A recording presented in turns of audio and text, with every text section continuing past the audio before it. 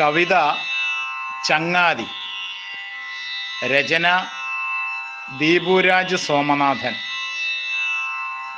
ആലാപനം അനിൽകുമാർ KN.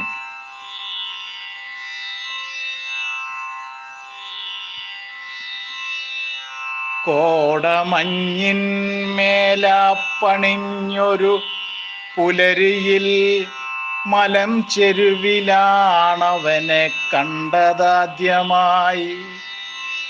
തെരുവിൻ്റെ കോണിലൊരു പീടികത്തിണ്ണയിൽ കട്ടൻ നുണഞ്ഞിരിക്കെ വന്നണഞ്ഞവൻ ഓട്ടോറിക്ഷയിൽ.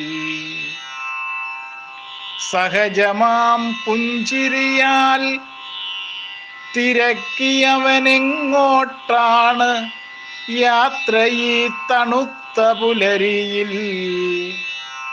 മലയേറിയെത്തണം നഗരത്തിൽ, കട്ടൻ നുണഞ്ഞവൻ ശരിയെന്നു ചൊല്ലി. വീണ്ടും എത്രയോ സമാഗമങ്ങൾ, സഞ്ചാരവേളകൾ, വല്ലാതടുത്തുപോയവനുമായി ആത്മസോദരനെന്ന പോൽ. ഹൃദയത്തിൻ വെളിച്ചമുള്ളവൻ, ജീവിതത്തിൽ തോറ്റവൻ, ദാമ്പത്യത്തിൻ ഇരുൾ കച്ച പുതച്ചവൻ, തണലായെന്നും കൂടെ നിന്നവൻ. മിനിഞ്ഞാണവസാനമായി മാറോടു ചേർത്തു പുണർന്നത്.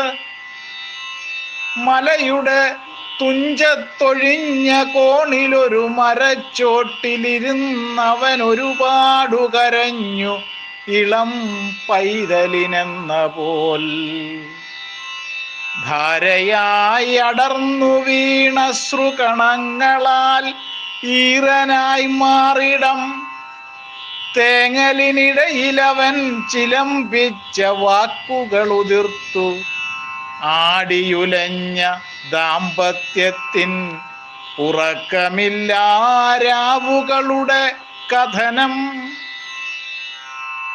ശബ്ദമുഖരിതമാം മലം ചെരുവിലെ വീടിനുള്ളകം പൊട്ടിച്ചിതറും കറിച്ചട്ടികൾ, വലിച്ചു കീറും കുപ്പായങ്ങൾ, കണ്ണീരിൽ കുതിർന്ന പേടിച്ചരണ്ട കുഞ്ഞുങ്ങളുടെ ഭാവപ്പകർച്ചകൾ.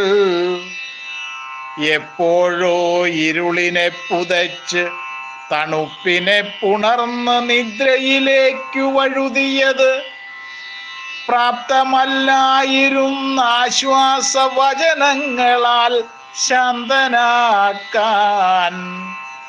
ശരിയാവില്ലൊന്നുമെന്ന് നന്നായറിഞ്ഞിട്ടുമെല്ലാം ശരിയാവുമെന്ന വലിയ നുണ പറഞ്ഞന്നു യാത്ര ചൊല്ലി.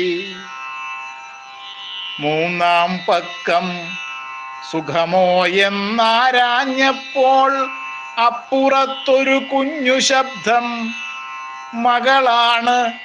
പപ്പയെ തിരക്കിയപ്പോൾ അവൾ, ഇന്നലെ പോയൻ പപ്പ ഉറങ്ങിയുണർന്നീല.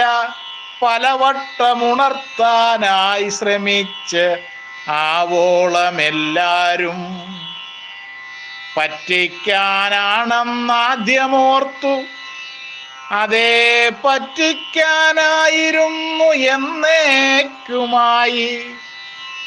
മിഴികളിലിരുൾ നിറഞ്ഞ് വിയർത്താടിയുലഞ്ഞ് വീഴാതിരിക്കാനായി കൈകളാൽ പരതിയൊരിടം.